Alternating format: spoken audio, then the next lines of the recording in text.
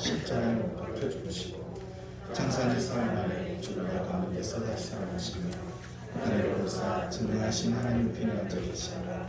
저희로서 산자와 죽은 자를 심판하러 오시리라. 성령을 믿사오며 거룩한 공예와 성도와 서로 교통하는 것과 죄를 사해 주시는 것과 몸이 다스리는 것과 영원히 사는 것을 믿사옵나이다. 아멘. 할렐루야. 우리 앞뒤 옆 사람 인사하시겠습니다. 잘 오셨습니다. 반갑습니다. 주 안에서 잘 되고 있습니다. 더 잘 됩니다. 더 잘됩니다. 갈수록 잘 됩니다. 갈수록 잘됩니다. 반드시 잘 됩니다. 반드시 잘됩니다. 할렐루야. 아멘.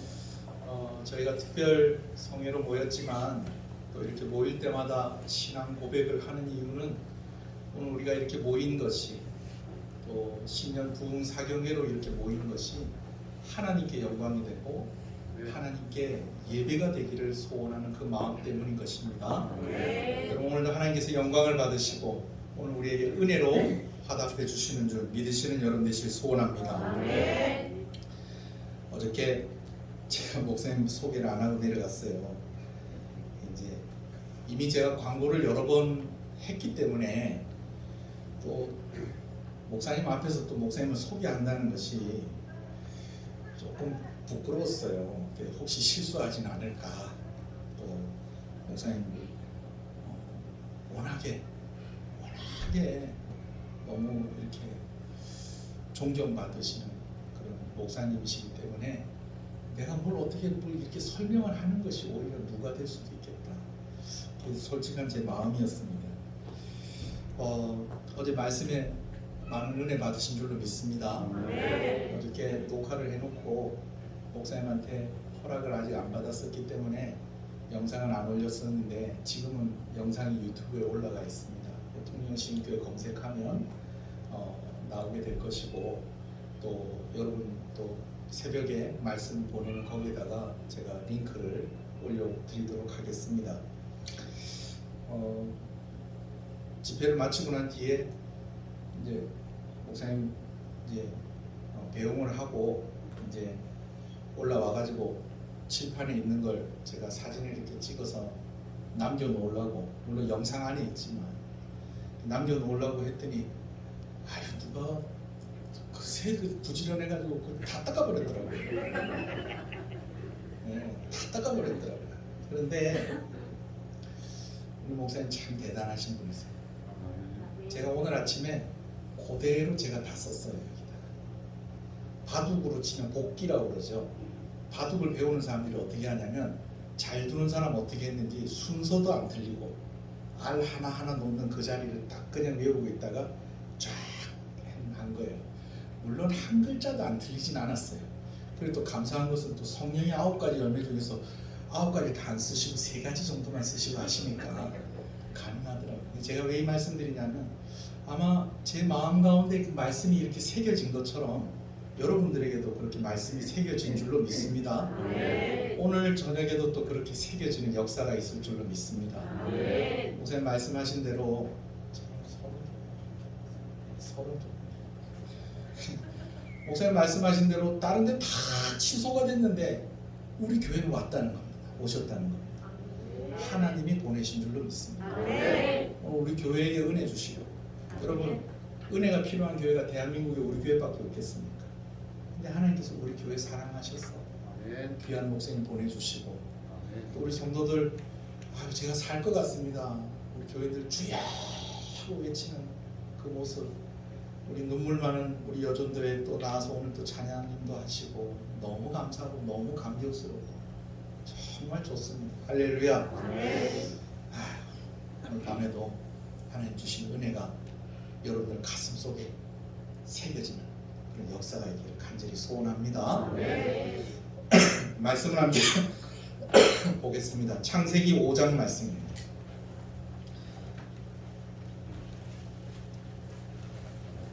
창세기 5장 21절에서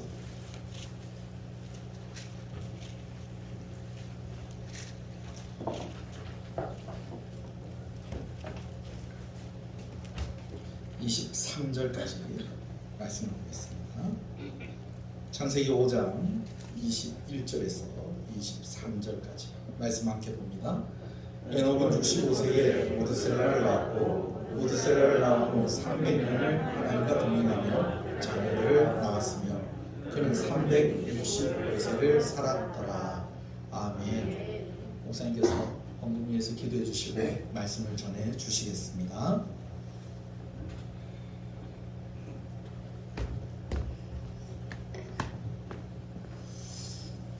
우리 봉회감사 김경자 성도님 직분이 없으셔서 그냥 이름만 호명하겠습니다.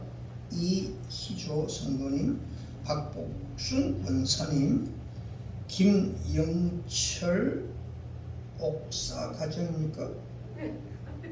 목사 가정. 죄송합니다. 김영철 목사님 가정, 김태성 장로님, 정혜영 원사님, 김주은,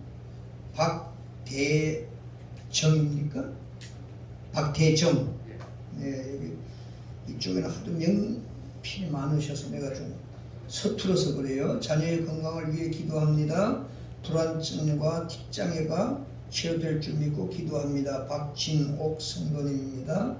자녀의 사업 위에 축복하여 주시고 자녀들이 온전한 믿음의 생활 할 수 있기를 은혜 주옵소서. 송경순 권사님, 서주식 집사님, 김상숙 집사님, 오직 성령으로 충만케 하소서. 김미영 성도님, 말씀의 은혜를 많이 사모합니다. 정유경 성도님, 윤혁씨, 차윤혁 성도님, 내일부터는 직분을 쓰시면 훨씬 유익합니다. 박진희 집사님, 임실만 장로님, 임소리, 임소율 자녀인 것 같아요. 김혜숙 성도님, 이재율 성도님 기도합니다.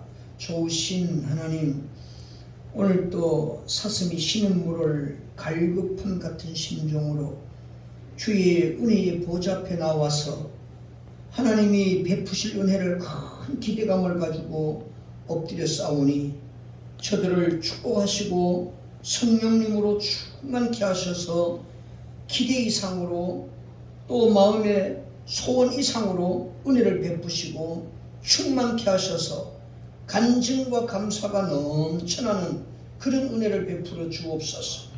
살기 어려운 이 시대에 이 물질이 쓸데가 없어서 쓰고 남아서 드린 것이 아니라 주님을 남달리 사랑하는 뜨거운 마음이 있고 주님의 은혜에 대한 남다른 소원이 있어서 귀한 예물 올려드려 싸우니 고넬료의 구제와 기도가 하나님 앞에 연락되었던 것처럼 이 예물이 하나님 앞에 연락되게 하시고 여기에 품은 기도의 소원들이 하나님 앞에서 다 응답을 받는 그런 축복의 열매가 가정에 넘쳐나도록 도와주옵소서. 예물을 드린 이후에 점점 손으로 하는 일들이 잘 열리게 하시고 풀리게 하시고 형통해지도록 역사해 주옵소서. 예물을 드리는 이 모습을 예물을 드리면서 기도하는 그 기도 속에 자라나는 저들 가정의 자녀들 그 후대들이 이들보다 더 큰 복을 받아서 신앙의 명문가를 이루는 축복의 가문들 되게 하여 주옵소서. 감사하고 축복하오며 예수님 이름으로 기도하옵나이다. 아멘. 자, 우리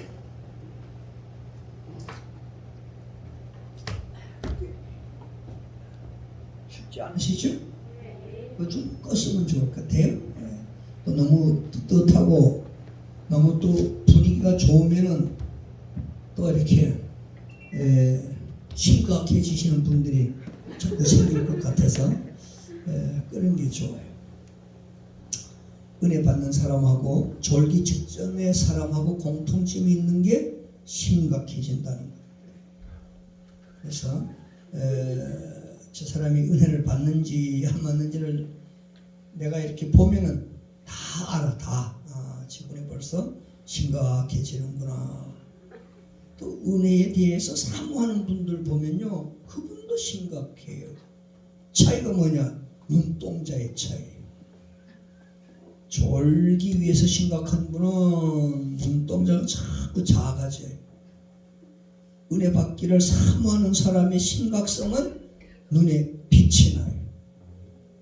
제가 어제 처음 설교를 했는데 권투 선수들도요, 첫 라운딩에 들어가자마자 막 치고받고 싸우지 않습니다. 탐색전이라고 해요. 저 상대 선수가 어디가 약하고 어디가 강한지를 탐색을 한 다음에 그 다음에 치고받고 싸우지, 종치자마자 쫓아가서 치고받지 않습니다. 제가 어제 첫 시간이라서 여러분들에 대해서 이렇게 한번 영적인 점검을 한번 해봤어요. 해보니까 결론은 수준이 있다 하는 결론을 얻었어요. 수준이 있구나. 그 수준의 기준은요, 장로님들이 어느 교회나 그 장로님을 보면 그 교회 수준이 나와.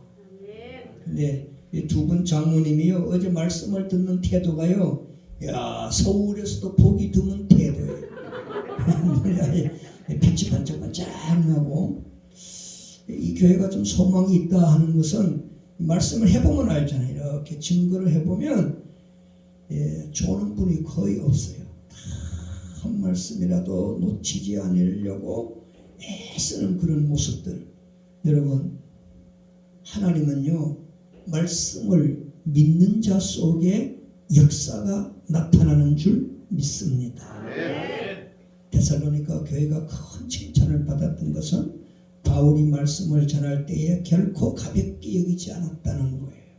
사람의 말로 받지 아니하고 인간적인 감정이나 인간적인 이해관계로 듣지 않고 순수한 하나님의 말씀으로 받더라는 겁니다. 그래서 그 말씀으로 받고 그 말씀을 믿으면 거기서 믿는 대로 믿은 만큼 역사가 나타나는 줄 믿습니다. 오늘 말씀을 또 한번 눈에 아주 불을 켜서 잘 말씀을 받으면 여러분의 인생이 변할 것이고요, 신앙이 성숙될 것이고요, 인생의 방향이 정해질 것이고요, 다시는 영적인 갈등이 없는 축복의 신앙의 승리, 인생의 성공자가 될 줄 믿습니다. 오늘 제목을요, 살아남은 자, 그렇게 제목을 정했습니다.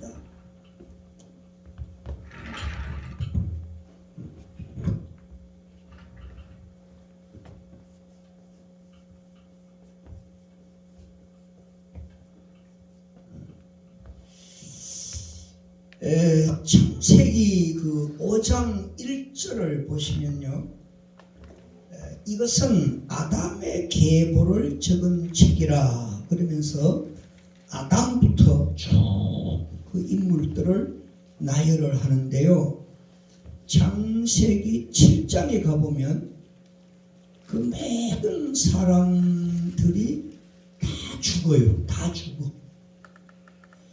근데 아담부터 이 노아 홍수까지를 연대기적으로 보면 약 2000년 역사를 말해요. 그러니까 2000년의 역사를 단 석 장 안에서 5장, 6장, 7장 안에서 모든 사람이 죽어요. 근데 유일하게 두 사람이 안 죽어요. 그 2000년 역사에 수많은 그 아담 이후의 인류들이 그 숫자가 뭐 어마어마하지 않겠습니까? 근데 다 자연사로 죽든지 재앙, 하나님의 심판, 노아 홍수로 죽든지 7장까지는 하여튼 다 죽었어요. 누가 몇 살에 누구를 낳고 죽었더라 라는 이야기만 계속 나오다가 마지막에 노아 홍수 사건으로 다 죽어요. 근데 유일하게 안 죽는 두 사람이 있어요. 하나는 에녹, 하나는 노아예요. 물론 노아를 그 가족의 대표로 삼고 노아로 인해서 7명 식구들이 살아남아요. 7명까지는 그냥 포함하지 않고 대표로 노아, 그 다음에 에녹, 이 두 인물을 좀 주목해 볼 필요가 있어요. 왜 다 죽는데? 자연사로 죽든지 하나님의 심판으로 죽든지 다 죽는데 어떻게 에녹은 안 죽었을까? 노아는 어떻게 살아남았을까? 여러분, 이렇게 그냥 뭐 정확한 답은 모르더라도 그냥 눈치로만 한번 답을 해보세요. 이게 우연한 일일까요? 이유가 있을까요? 잘 모르는 하여튼 눈치라도 있어요. 이게 아무래도 묻는 게 그냥 자연사로 죽은 것은 아닌 것 같다. 뭐가 이유가 있었을 것이다. 여러분, 에녹, 노아 이 두 인물을 유심히 한번 살펴보시면 이 마지막 시대를 사는 저와 여러분들에게 인생의 어떤 길이 보일 거예요. 어떻게 하니까 살아남는구나. 그렇다면 나도 이렇게 살아야 되겠구나 하는 해답을 얻을 수 있다는 말이에요. 여러분, 구약 성경 역사를 쭉 읽어보면요, 아주 지루할 만큼 똑같은 이게 기억도 안 되는 이상한 이름들, 막 지명들 계속 나오는데요. 어떤 분은 지루해서 그냥 읽다가 마는 경우가 있는데요. 지루해도 이해가 잘 안 되어도 계속 읽으면요, 감각이 생겨요.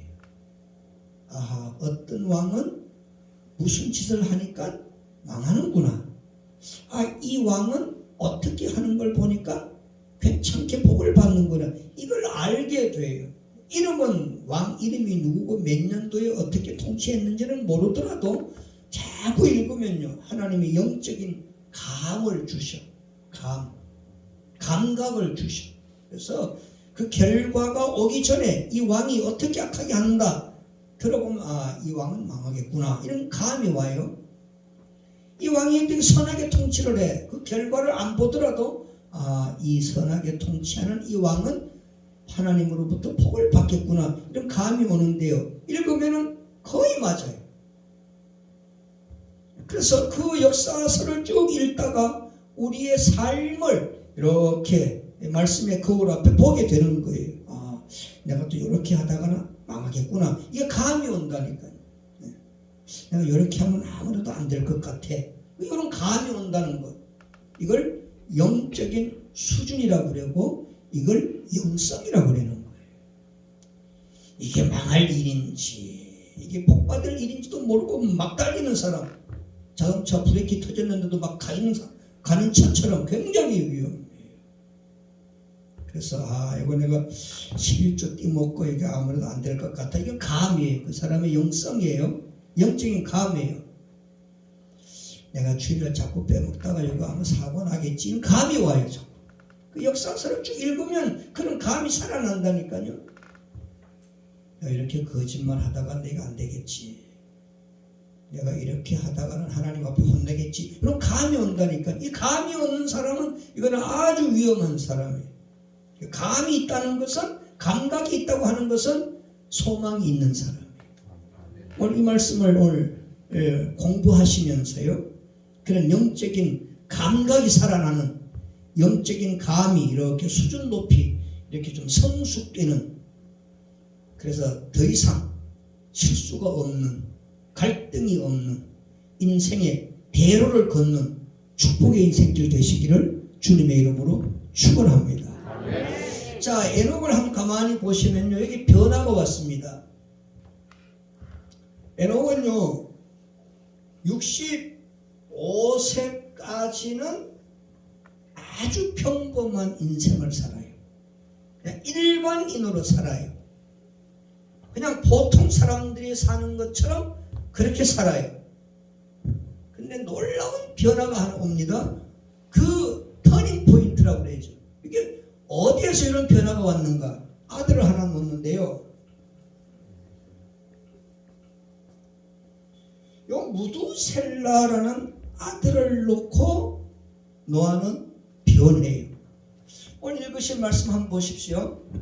21절에 에녹은 65세에 무두셀라를 낳고 무두셀라를 낳은 후 300년을 하나님과 뭐 했다고 그랬어요? 동행하며 동행.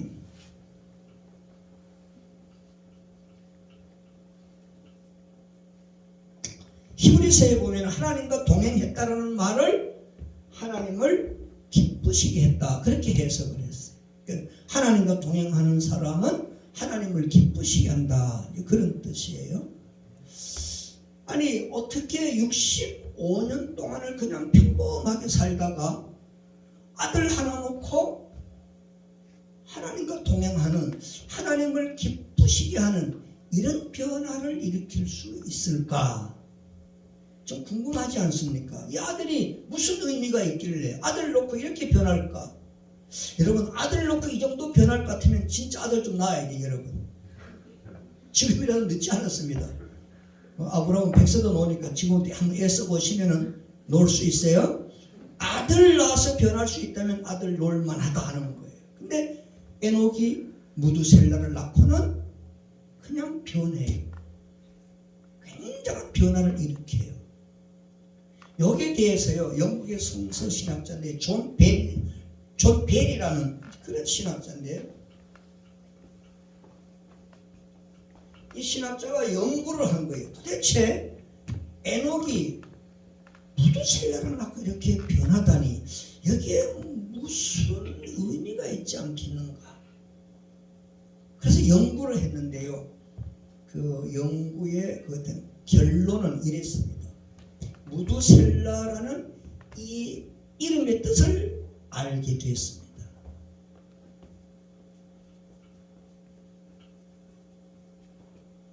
무두셀라라는 이름의 뜻이 참 잡은 자, 그런 뜻이에요.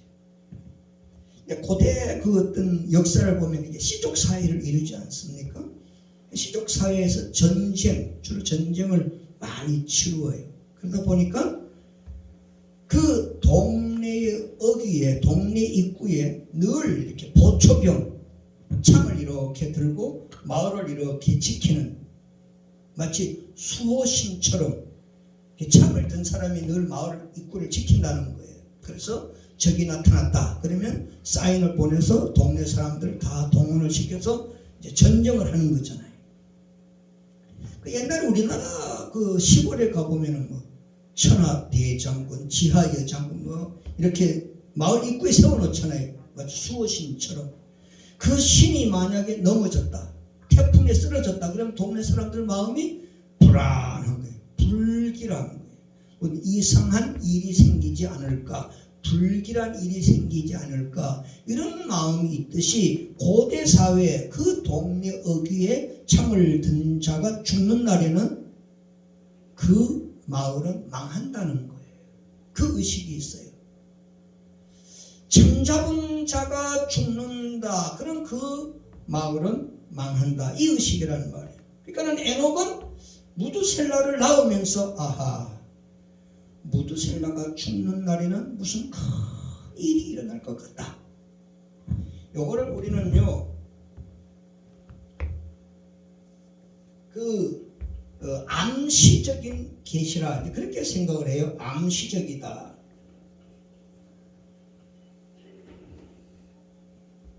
무두셀라가 죽는 날에는 무슨 큰 일이 일어날 것 같다라는 암시를 받은 거예요. 그래서 에녹이 65세 때 살던 그 삶을 청산하고 무두셀라를 낳으면서 바로 하나님과 동행하는 삶으로 들어갔다. 그러면 이 무두셀라를 좀 주목해 볼 필요가 있어요. 이 아들이 죽는 날에는 무슨 큰 사건이 일어날 것 같다, 그런 뜻이잖아요. 이런 암시를 에녹이 받은 거예요. 그래서 그는 변했다는 말이에요. 자, 그러면 무두셀라가요, 이 라멕이라는 또 아들을 하나 낳는데, 그 오늘 25절을 한번 읽어보시면, 무두셀라는 187세에 누구를 낳았어요? 그러니까는 187세에 라멕을 낳았습니다. 오늘 이제 젊으신 분들이 많고 말씀을 잘 이렇게 귀담아 듣는 분들이 많아서 요 정도 머리는 돌아가지 않을까 이렇게 짐작을 하고 물어볼게요. 무드셀라가 라멕을 187세에 낳았어요. 그럼 무드셀라가 나이가 몇 살일까요? 그러니까는 예수 믿는데 머리가 너무 좋을 필요도 없어 그냥. 그런데 머리가 어지간하게 있어야 돼. 그럼 신앙생활이 편리해. 무드셀라 나이가 몇 살일 거예요? 이제 좀 돌아가네. 무드셀라가 라멕을 187세에 낳았으니까 무드셀라는 187세구나. 이제 나이가 나왔죠? 그러면 무드셀라가요 라멕을 낳고 라멕은 노아를 낳았어요. 자, 28절 한번 보세요. 라멕이 노아를 몇 살에 놓는가? 28절 시작. 자, 라멕은 182세에 누구를 낳았어요? 노아를 낳았어요. 그러면 무드셀라 나이가 지금 몇 살 됐을 것 같아요? 그러니까 머리가 어느 정도 있는 게 좋아요. 아무 좋을 필요 없지만은 어느 정도 있는 게 좋은데 몇 살 됐어요 이제는? 369살이 됐어요. 벌써 무드셀라 나이가 꽤 많았네요. 그런데 그 노아에게 있어서요 큰 사건이 하나 있는데 대홍수 사건이에요. 이것을 우리는 하나님의 심판 그렇게 표현해요. 노아의 대홍수 사건, 이건 역사적인 사건이 국지적인 거 아니에요.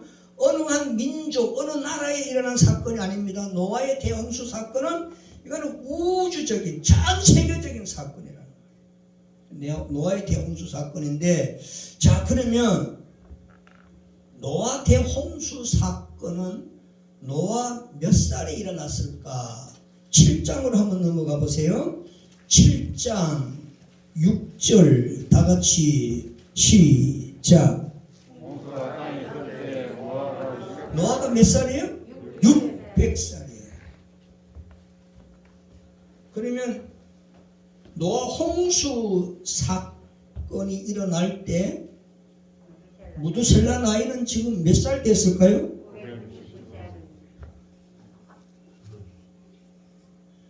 무드셀라가 몇 살에 죽는지 아세요? 25장 27절 한번 보십시오. 5장 27절 무드셀라가 몇 살에 죽는가? 시작. 지구상에 제일 오래 산 사람이 무드셀라예요. 근데 그건 몇 살에 죽었어요? 969살 죽는 날에 대홍수 사건이 일어났다. 이것을 에녹이요 무드셀라를 낳으면서 암시적으로 느낀 부분이에요. 암시적이라는 게 이해가 되는지 모르겠어요. 시골 아버지가 서울에 있는 아들한테 전화를 한번 했어요. 얘야, 그 옆집에 누구네 집에는 그 안마기가 좋은 게 왔더라. 아들이 사줬더라. 알고나 있어라. 그래서 전화를 끊었어요. 그럼 무슨 암시를 준 거예요 지금? 사달라 소리는 아니. 내가 사달라 소리는 아닌데 그 옆집에 누구네 집에는 누가 좋은 안마 의자를 사줬단다. 그래서 전화를 끊었다는 거예요. 사달라 소리 한 거 아니에요? 이렇게 감각이 있는 아들은 아하, 우리 아버지가 안마 의자가 필요하신가 보다 이렇게 깨닫는 거예요. 그래서 안마 의자를 하나 사드려야 되겠다 이런 거잖아요. 아들을 놓으면서 암시를 받아요. 아하, 이 아들이 죽는 날에는 큰 사건이 일어날 것 같다. 그 암시적인 계시를 받으면서 그는 변했어요. 어떻게 변했는지 창세기는 없어요. 근데 저 요한계시록 앞부분에 가면요 유다서가 있어요. 한번 넘겨보세요. 자, 요한계시록 앞에 가면 유다서라고 한 장밖에 없어요. 길지도 않아. 유다서 1장밖에 없으니까요. 14절부터 한번 읽어봐야 돼요. 유다서 1장 14절. 아담의 칠때서 에녹이 이 사람에 대하여 오라 계속해서 그 안에 한 자와 함께 되었으니. 자, 거기 보십시오. 그 아담의 7세손 누가 나와요? 에녹. 에녹이 나왔습니다. 그가 뭘 했는 거니? 예언하여 이르되. 야, 예언이라는 말을 했어요. 예언하여 이르되.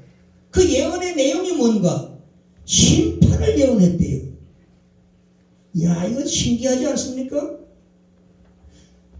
65세까지 그가 평범하게 살다가 무두셀라를 놓고 하나님과 동행하는 대인생의 전환점, 대인생의 변화를 일으켰어요. 무슨 암시를 받았길래 이렇게 변할 수 있을까? 평범한 일상의 사람이 예언자적인 삶을 살았어. 그 예언의 핵심이 뭔가? 심판에 대하여 예언을 했다. 무슨 심판을 생각했을까요? 내 아들이 죽는 날에는 큰 사건이 일어날 것 같다. 그런 암시를 받고 그는 변했습니다.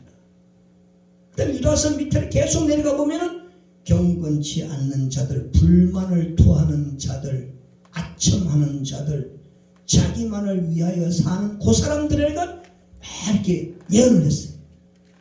나도 그렇게 살았지만은 무두셀라를 낳는 순간에 나는 암시적인 계시를 받았는데 내 아들이 죽는 날에는 큰 하나님의 심판이 있을 거다. 너희들 정신 차려라. 너희들 바르게 살아야 된다. 경건하게 살아야 된다. 불의를 버리고 깨끗한 삶을 좀 살자. 이렇게 변한 사람이 에녹입니다. 그래서 하나님이 300년간 하나님과 동행하는 그 에녹, 그 300년간 예언자로서 심판을 예언을 했어요. 근데 하나님이 에녹을 죽음을 맛보지 않고 이렇게 그냥 하늘로 들려 올려 보냈어. 그래 안 죽었어. 다 죽는데 안 죽은 사람이 에녹이라. 여러분, 하나님이 이렇게 하나님과 동행하는, 하나님을 기쁘시게 하는, 어느 땐가 하나님의 심판이 있을 거에 대한 예언을 외치는 그 에녹을 하나님이 귀하게 보셨어요. 그러고는 죽음을 맛보지 않고 이렇게 불러가셨다. 에녹이에요. 그 다음에는요, 노아를 좀 또 보세요. 노아는 480년을 평범하게 살아요. 에녹은 65세를 평범하게 살아요. 노아는 480년을 평범하게 살아요. 주로 무엇하고요? 목자로서 살아요. 양 먹이는. 뭐 유대인들의 그 전통적인 직업이 목자, 목축업이니까 그 목축업을 480세에 한 거예요. 480년 동안. 그러다가 노아는 하나님의 육성 혹은 음성이라고 그래요. 하나님의 음성을 들어요. 120년 후에 이 땅을 물로 심판할 것이니 너는 방주를 지어라. 그런 명령을 받아요. 이걸 육성으로 직접 들었어요. 그래서 노아는 480세에 놀라운 변화를 일으킵니다. 목자의 삶을 완전히 바꾸는데요. 뭘로 바꾸는가? 배 짓는 조선업으로 바뀌죠. 목자가 배 짓는 사람 조선업으로 바뀌어요. 완전히 직업이, 인생이 바뀌어버린 거예요. 왜 그랬습니까? 이거 들었어요. 육성을, 하나님의 음성을 들었어요. 그래서 노아가요, 그 내가 성탄 바로 전에 몇 년 됐습니다. 오래전에 성탄 바로 전에 KBS에서 이렇게 성경 배경을 가진 영화를 보여줬는데 그때 노홍수 그 영화를 보여줬어요. 내가 유심히 한번 봤어요. 도대체 어떻게 진행되는가. 그때 노아가요 어느 날 이렇게 일을 하다가 아들들하고 며느리 셋하고 이제 8식구 밥을 먹으면서 하나님 앞에 음성을 들은 이야기를 해요. 얘들아, 야훼께서 나한테 말씀을 하셨는데 120년 후는 이 땅에 큰 물로 다 심판을 하신다고 그러면서 방주를 지으라 그런다. 지금부터는 방주를 지어야 된다 그랬어요. 그때 큰아들이요 아버지의 말을 듣고는 한참 고민을 하면서 이런 질문을 해요. 아버지, 야훼께서 진정 말씀하셨나이까? 그 질문을 해요. 그 말은 무슨 뜻일까요? 480년 된 그 아버지가 혹시 뭐 잘못 들었지 않았나 그 생각이 지금. 잘못 들었으면 어떻게 되는 거예요? 인생에서 큰 실패를 하는 거잖아요 지금. 아니 그 방주 지었다가 그 대홍수 사건 안 일어나면 이거 뭐 했을 거예요 이걸 지금. 그러니까 지금 120년 후에 대한 하나님의 음성을 그 아들들은 지금 전해 듣는 거예요. 아버지를 통해서. 그걸 간접 경험이라고 그래요 이걸. 노아는 직접 경험을 한 거고 나는 야훼께서 분명히 나에게 방주 지으라고 말씀하셨느니라. 그래서 짓는 거예요.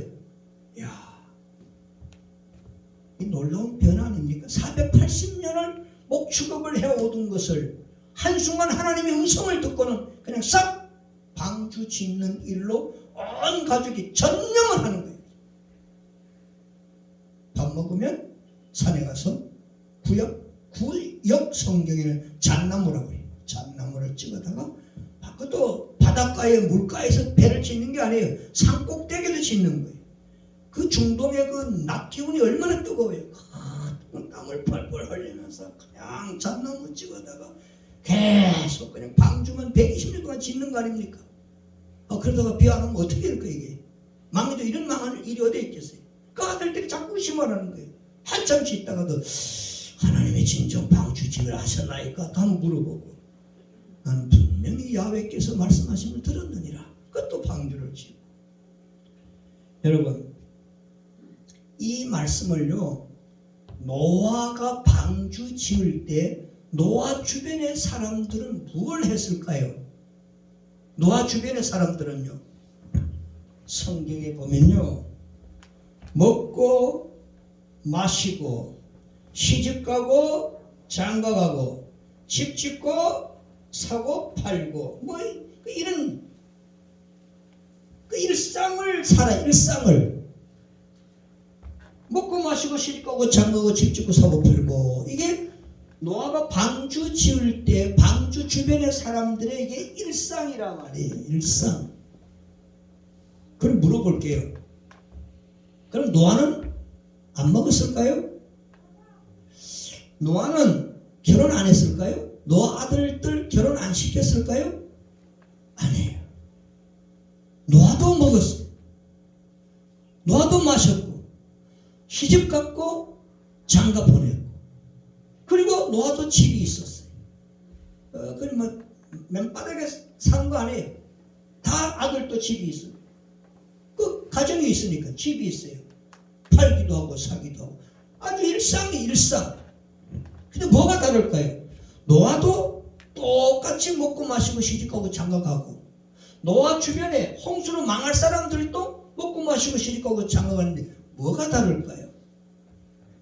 나는 이 노아 주변의 사람들을 보면서 노아는 안 먹고 노아는 뭐 결혼도 안 하고 뭐 노아는 이 사람들과 전혀 다르게 방주만 지었다. 그러면 이해가 될 텐데 똑같이 먹고 마시고 시집가고 장가가는 노아나 방주와 전혀 상관없이 방주 주변에 방주 바깥에 사는 일반적인 사람들의 삶이 뭐가 다를까요? 차이가 뭘까요? 여기 핵심이 있습니다. 이게 뭔 거래요? 이 사람들은요, 먹고 마시고 시집가고 장가 가는 것이 뭐였어요? 목적이었어요. 목적. 먹고 마시는 것으로 끝나는 거예요. 시집가고 장가가는 것이 인생 전부예요. 그냥 집 짓고 사고 팔고 돈 벌어 그냥 이렇게 호화롭게 좀 잘 사는 것이 그냥 이 사람들의 목적이란 말이에요. 그러면 노아는 먹고 마시고 시집가고 장가가, 노아도 다 결혼했고 노아들도 다 결혼시켰어요. 그 노아는 뭐가 다른가? 여러분, 노아는요, 먹고 마신 다음에는 반드시 방주를 지었어요. 방주. 그러니까 노아의 목적은 방주고, 먹고 마시는 것은 하나의 수단이에요. 수단. 수단과 목적이 바로 서면요, 인생의 방향은 끝납니다. 이게 수단과 목적이 아직도 이게 정해지지 않는 사람은 신앙생활을 해도 아직도 방황을 합니다. 아직도 계속 내가 예수를 믿고 계속 교회에 다녀야 될지, 도중에 그만둬야 될지, 그만둘래니까 지금까지 다녔는 게 좀 억울하고 계속 교회 생활을 하려니까 좀 고리타분한 것 같고 답답하기도 하고 이게 뭐 별 재미도 없는 것 같고 요 갈등을 하는 거예요. 여러분, 망할 사람은요, 목적이 없습니다. 영적인 목적이 없습니다. 이건 노아 주변에 사는 사람들의 생활 패턴이에요. 잘 먹고 잘 사는 것이 인생 전부예요. 자녀 잘 되는 것이 인생 전부고요. 건강한 것이 인생 전부고요. 세상에서 출세하고 돈 버는 것이 인생 전부라고요. 이건 망할 사람들의 생활 패턴이에요. 이거는. 망하는 사람들의 공식이에요. 이거는. 목적이 없어. 목적이. 영적인 목적이 없어요. 노아는요, 안 해요. 먹고는 뭐 했어요? 먹고 방주지요. 자고 나서 또 뭐 해요? 또 방주지요. 결혼하고도 또 방주 지어요. 공부하고 또 방주 짓고, 돈 벌어서 또 방주 짓고. 하여튼 노아는요, 수단과 목적이 아주 분명했어요. 여러분, 돈 버는 목적이 뭘까요? 방주 지어야 돼. 영적인 내세를 준비하는 거라는 거예요. 영원한 세계를 준비하는 거라는 말이에요. 살 길을 준비하는 거라는 말이에요. 이것이 인생의 목적이어야 돼요. 목적. 예? 공부하는 목적이 뭐예요? 출세? 아니에요. 방주예요. 어떻게 공부를 내가 잘해서, 어떻게 내가 하나님 나라를 위해서, 복음을 위해서, 신앙을 위해서 내가 어떻게 살 것인가. 수단과 목적이 너무 분명하면요, 갈등 없다니까요. 돈을 아무리 벌어도요, 돈 때문에 넘어지거나 쓰러지지 않습니다. 아무리 출세를 높이 해도요, 주님 떠나지 않습니다. 네? 이게 목적과 수단이 아직도 정해지지 않아가지고, 네? 아직도 설정이 안 돼서 이게 분명하지가 않아. 무엇 때문에 사는지, 무엇 때문에 내가 지금 돈을 벌고, 무엇 때문에 공부를 하고, 무엇 때문에 결혼을 하고, 무엇 때문에 자녀 교육을 하고, 무엇 때문에 오래 살아야 되는지 몰라. 그냥 목적 없이 살아요. 망하는 사람이에요. 분명한 것은요, 오래 살아도 오래 살아야 할 목적이 있어야 돼요. 돈을 벌어도 목적이 있어야 돼요. 건강해도 목적이 있어야 돼요. 왜 병들어서 자꾸 낫게 해달라고 그래요? 거룩한 목적이 있으면 그 나야 되고요. 고침을 받아야 되고요. 목적이 없으면 막 빨리 가는 것도 괜찮아요.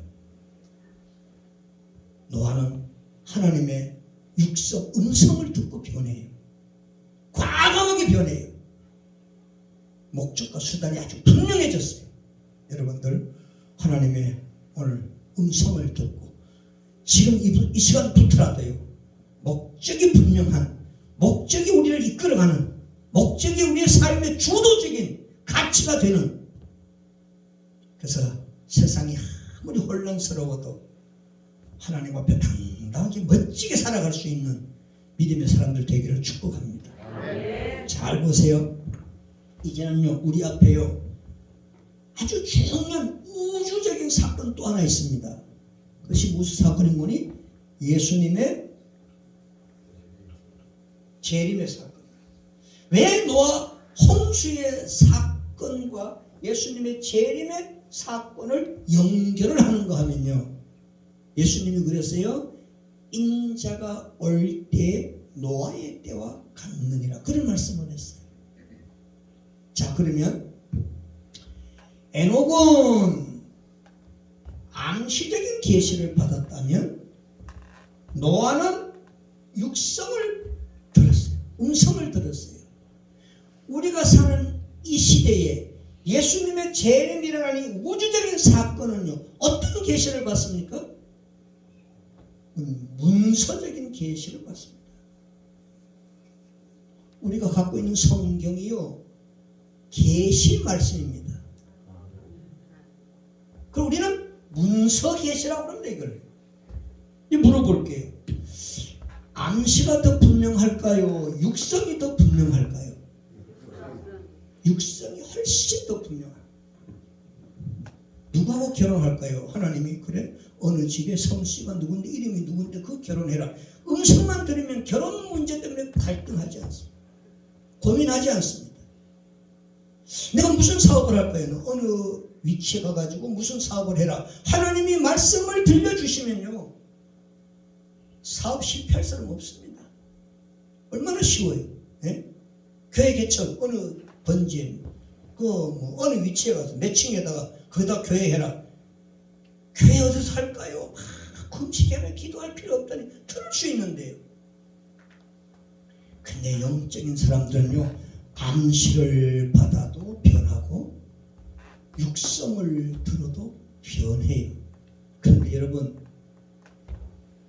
문서가 더 분명할까요? 육성이 더 분명할까요? 훨씬 분명한 게 문서예요. 여러분 집 계약할 때 구두로 해요? 뭐 써야 돼요? 왜 구두로 안 해요? 얼마든지 변화가 있을 수 있어요. 육성보다 더 분명한 건요 문서입니다. 그래서 언제 내가 집 사러 올게요. 그거 신뢰 못해요. 안 믿어요. 어떻게 돼요? 계약서를 써야 돼요. 도장을 찍어요. 계약금 걸어요. 그러면 그 문서가 아주 확실해요. 법적인 효력이 있어요. 육성보다 더 분명한 우리는 계시를 받았는데 문서 계시입니다. 천지는 변해도 1.1도 변하지 않는 하나님의 말씀, 이것이 우리에게 주어진 마지막 때의 계시인데요 문서 계시입니다. 믿으시면 아멘. 이 말씀에 한 말씀도 더할 수 없고 감할 수 없는 아주 분명한 하나님의 예언의 말씀인데요 이 말씀이요 예수님의 재림을 얼마나 분명히 말씀하고 있는지 몰라요. 암시보다 분명한 게 육성이라면 육성보다 더 분명한 것은 계시의 말씀, 문서인데요 하나님의 말씀 안에서 얼마나 예수님의 재림에 대해서 그렇게 분명하게 그렇게 여러분 그렇게 강조하는데 아직도 거기에 대해서 준비가 안 되어 있다면 여기서 답답한 일 아닙니까? 이제는 우리는요 에녹도 살아남았고 노아도 살아남았다면 마지막 때에 하나님의 문서 계시에 대해서는 변화돼야 돼. 이제는 변해야 돼. 어떻게 변할까요? 예수님의 재림에 대해서요 소망을 가져야 돼.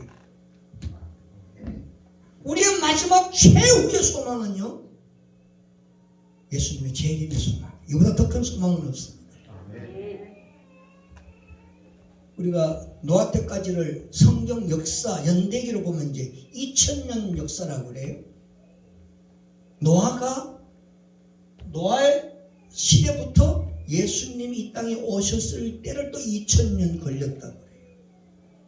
예수님이 오신 이후에 지금 2000년 역사가 또 지나갑니다. 계속 예수님이 언제 재림하시는지 몰라요. 분명한 것은요 너무 확실한 것은요 문서에 성경 말씀에 예수님은 너희가 본 그대로 구름을 타고 다시 오신다라는 확실한 재림의 약속을 성경의 문서로 기록해 놓았는 줄 믿습니다. 여기에 대한 확신이 있다면 그는 소망을 가져야 됩니다. 우리의 소망은 통일이 아니에요. 그보다 훨씬 더 본질적인 가치는요, 예수님의 재림이에요. 이 사람이 영적으로 수준이 있는가, 영적으로 성숙되어 있는가, 영성이 있는가를 보시면요, 다른 거 아니에요. 이분이 지금 예수님의 재림에 대한 얼마나 큰 소망을 갖고 있는가. 예수님은 재림하신 줄 믿습니다. 마라나타입니다. 오실 이가 반드시 오실 것입니다. 그런데 이 소망이 있다면 그 다음에 우리는 해야 될 것이 있습니다. 뭐 해야 돼요? 이제 준비. 그 사람이 소망이 있는가, 진짜 소망이 있는가, 뭘 보면 알아요? 준비하는 걸 보면 알아요. 저는 이제 신학교 시절에는요, 이거 기독교 서적이라고 하는 것이 수요가 많지 않기 때문에 책값이 다 비싸요. 그러니까 신학생 전사 시절에는요, 그 시리즈로 이 나오는 책을 한꺼번에 살 수가 없어요. 신학생 월급을 얼마나 조금 주는지요. 교통비 한 개 바꿀 만큼 교회에서 신학생 월급을 너무 적게 줘. 책은 꼭 필요해. 어떻게 돼요? 다 그때는 월부로 썼지. 월부로. 한 달에 뭐 10,000원, 한 달에 뭐 비싼 건 20,000원, 계속 월부로. 저 카드를 보면 10몇 개 하여튼 책을 막 계속 월부로 타가지고 막 10,000원씩 20,000원씩 이렇게 이제 주고 사는데, 어느 날 우리 한 사람이요, 내 카드를 보더니 왜 월부를 이렇게 많이 샀냐 이거. 아니 돈이 없으니까 어떻게 해요? 사기는 사야 되고. 월부를 샀다니까는 안 된다는 거예요. 월부로 사면 안 된대요. 왜 안 되는가? 예수님이 재림하시면 이 월급을 띠먹고 갈 거 아니야 이거. 이거 어떡할 거냐 이거. 그래서 월부로 안 된다 이거. 그래가지고 막 돈을 쓰라고 막 월부 다 갚아가지고요. 목돈 안 생기면 못 샀어요. 예수님 재림하면 다 띠먹고 가는데 이거 안 된다는 거예요. 안 돼요. 그만큼 예수님의 재림에 대해서 준비하고 있어요. 그만큼 하늘에 이상한 구름만 떠도 내 주님 오시는가 해서 고개를 든다 그러지 않습니까? 예수님의 재림이 그렇게 분명하다면 마음에는 소망을 가져야 되지만 그 다음에 준비를 해야 돼요. 지혜로운 다섯 처녀처럼 신랑이 언제 임할는지 모르니까 등불을 켜서 그 주님을 맞이할 슬기로운 다섯 처녀처럼 얘는 준비하는 거예요. 언제 주님이 오셔도, 언제 주님이 재림을 하셔도 부끄럽지 아니할 만큼, 아쉬움이 없을 만큼, 후회하지 않을 만큼, 가슴치지 않을 만큼 준비하는 거예요. 이게 슬기로운 사람이고요. 이것이 주님의 재림에 대한 문서 계시를 믿는 사람의 태도입니다. 얼마나 준비하는 거예요. 주님 오셨는데 신랑이로다 맞이하러 오라. 그때 기름 준비하러 가느라고 헐레벌떡 쫓아나갔다 주님 못 만나면 어떻게 되겠습니까? 언제나요, 주님이 오늘 오셔도 후회하지 아니할 만큼 준비하고 살아요. 어떤 분은요, 진짜 영적으로 깨어있는 권사님이 주무실 때 옷을 안 벗고 그냥 평상복 입고 주무시니 늘. 그걸 왜 그래 주무시냐 했더니 예수님이 언제 오실지 모르기 때문에 나는 옷을 벗고 잘 수가 없다. 그런 좀 지나친 면은 있어요. 그만큼 그분은 예수님의 재림에 대한 확신을 갖고 있습니다. 그만큼 마음으로 영적으로 준비하고 있다는 뜻입니다. 여러분, 그날에 후회하면 늦습니다. 그때는 가슴 치고 이를 갈아도 기회가 없습니다. 지금 준비하는 거예요. 지금 깨끗한 순결한 슬기로운 다섯 처녀처럼 지금 후회 없이 준비를 해야 됩니다.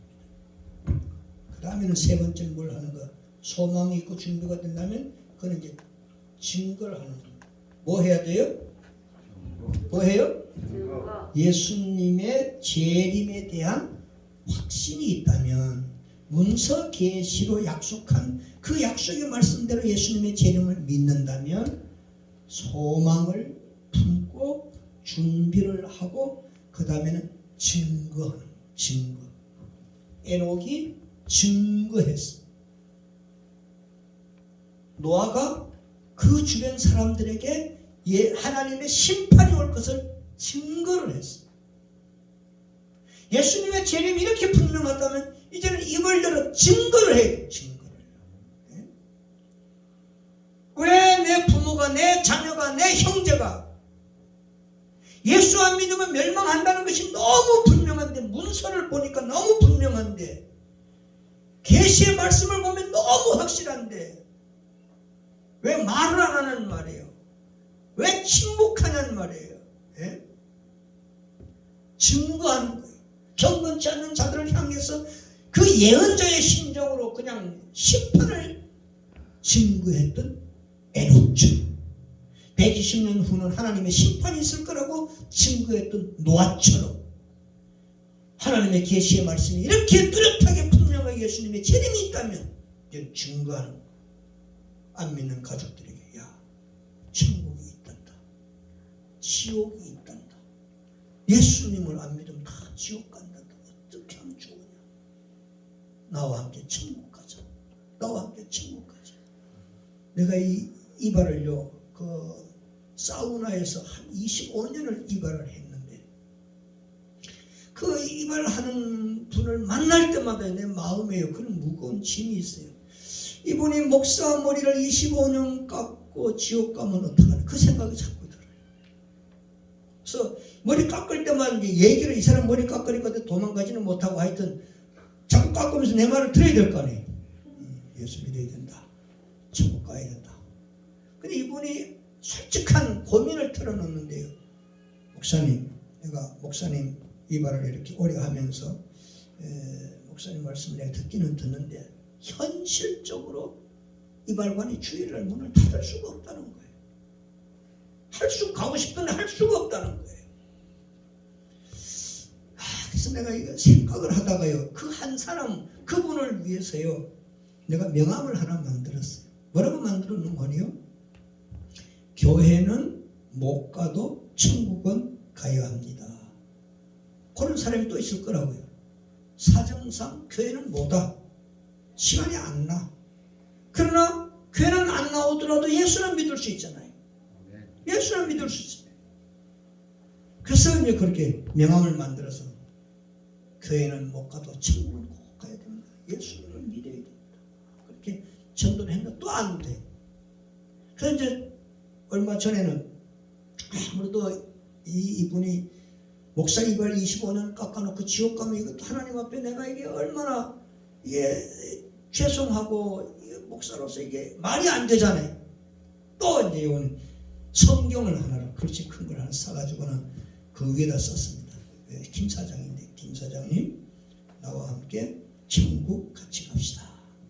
글을 써가지고 이제 성경을 하나 싸다가 성탄 때 이제 선물 하나 해놨는데, 이제 뭐 교회는 모두들 성경은 이제 읽을 것 같아. 하여튼 아니 조나순이 어떻게 내 머리 계속 깎을 건데 앞으로 내가 96세 화요일 오후 2시까지 계속 제가 이발을 해야 될 판인데 왜 들을 거라 고민을 줬고 이제 이렇게 도전을 주는 거예요. 괴로워할 거예요. 교회는 못 가더라도 내가 뭐 매달 가야지, 가면 또 얘기를 해야지, 내가 이제 성경 반역을 또 물어볼 뿐인데, 어쨌든 여러분, 내 주변에 내 지인들 중에, 내 친구들 중에, 내 형제들 중에, 내 자녀들 중에, 내 부모들 중에 아직도 예수 없이 살아가는 그 영혼을 바라보면서 아직도 무덤덤하고 지 갈 길 지가 가고 내 갈 길 내가 간다, 그런 생각입니까? 그렇다면 아직도 예수님의 재림에 대한 문서 계시에 대한 확신이 없다는 것입니다. 변하지 않고 있다는 것입니다. 내가 변해야 돼. 듣든지 안 듣든지 그건 그 사람의 책임이고요. 말은 내가 해야 되는 겁니다. 이건 내 책임이에요. 파수꾼이 그 대적의 침입을 보고 나팔을 불어주듯이, 나팔을 소리를 듣고 안 피하는 건 지 책임이지만은 나팔을 불어야 될 거 아닙니까? 어쨌든 여러분, 이거 해야 됩니다. 소망을 품고 준비를 하고 이제 입을 열어서 증거 증거하세요. 아멘. 증거하세요. 증거하는 중에 성령님이 역사하십니다. 아멘. 증거하면서 나에게 확신을 주십니다. 아멘. 증거하는 도중에 성령님이 그를 어떻게 감동하시는지 몰라요. 한순간의 감동이 한순간에 그 초창기에 그 예수천당 외쳤던 그 목사님 있잖아요. 그분도 참 복음에 대한 예수님의 복음에 대한 열정이 남달랐는 것 같아요. 지나가면 예수천당 불신지요 예수천당 불신지요. 아침에 어떤 아줌마가 쌀을 씻고 있는데 보니까 또 예수천당을 전하고 싶어가지고 이렇게 담을 이렇게 넣어 예수천당. 이 아줌마가 아침에 깜짝 놀라가 주저앉아가지고 너무 놀래가지고 놀래니까 마음이 아주 기분이 안 좋은 거예요. 아침부터 이놈의 노인네가 놀래켰다고 그래가지고 쌀 씻다가 바가지에다 물을 확 최은능 목사님이라고 그래요. 거기다가 그냥 물을 확 퍼버렸대. 재수없다고. 그 목사님이 아침에 물 한 바가지 맞았지요. 근데 이 여자분이요 잠을 자려고 누우면 자꾸 귀에서 예수 찬다. 잠을 못 잔다는 거야. 잠을요. 이거는 그냥 한마디 하고 지나가고 물 한 바가지 더 맞은 것밖에 없어요 그냥. 근데 성령님이 그때부터 역사를 하시는 거예요. 자려고 누우면 귀에서 예수 찬다. 예수 찬다. 할 수 없어도 교회 같습니다. 할 수 없어서. 성령님이요 구원하시기로 작정된 영혼을 부르시는 신비로운 방법이 그 방법입니다. 아멘. 여러분 내가 저 사람을 전도 못하면 어떻게 되나 그 너무 책임감에 눌리지 마시고요 그냥 증거하세요. 아멘. 듣고 안 듣고는 그 사람의 책임이에요. 증거하세요. 그 다음에 그가 구원 얻을 만한 믿음이 있고 구원하시기로 작정된 사람이면 성령님은 그 밤에 역사하실 거예요. 아멘. 어떻게 역사하실 거예요. 오늘 왜 살아남았는가? 누가 살아남았는가? 우연한 일이 아니고 여기는 충분한 그리고 아주 분명한 이유가 있습니다. 에녹은 암시적인 계시를 받았고 노아는 음성 육성의 계시를 받았고 우리는 문서의 계시를 받았습니다. 문서 계시가 훨씬 더 확실합니다. 이건 일절에도 변하지 않는 말씀입니다. 그대로 믿는다면 노아의 때와 같이 예수님이 이 땅에 재림하실 줄 믿습니다. 이제는요 큰 가슴을 펴서 소망을 가지고 예수님의 재림이 내 생애의 가장 큰 소망이면요 그 사람은요 시험 들으려고 해도 안 듭니다.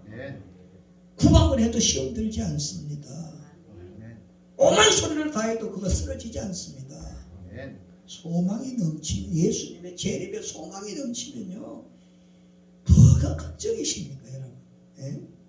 뭐가 그렇게 근심이고 뭐가 그렇게 괴롭습니까?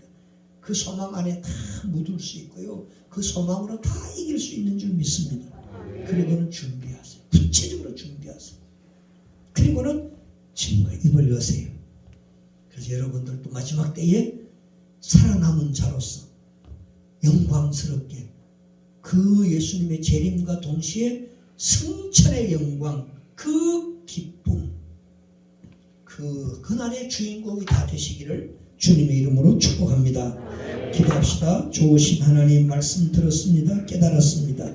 신비에 잘 박힌 목과 같이 되어서 변할 수 없는 하나님의 계시의 말씀을 받았길래 이제부터는 슬기로운 다섯 처녀처럼 예수님의 재림에 대한 확신을 가지고 소망 가운데 준비하여 입을 크게 열어 증거하고 외치는 믿음으로 승리하는 믿음으로 깨어있는 거룩한 하나님의 자녀로 복되게 살아가는 저희들 되게 주옵소서. 예수님 이름으로 기도하옵나이다.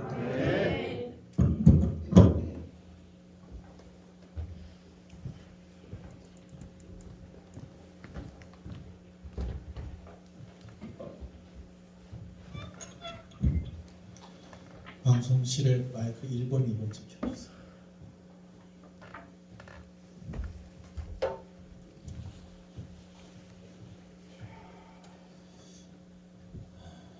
오늘 둘째 날입니다.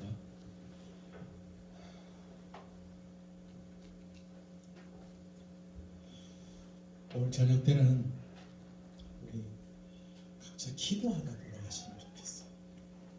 불을 다 끄고 우리가 음악도 틀어놓고 우리가 일단 두세 가지 정도 가지고 기도를 할 것입니다.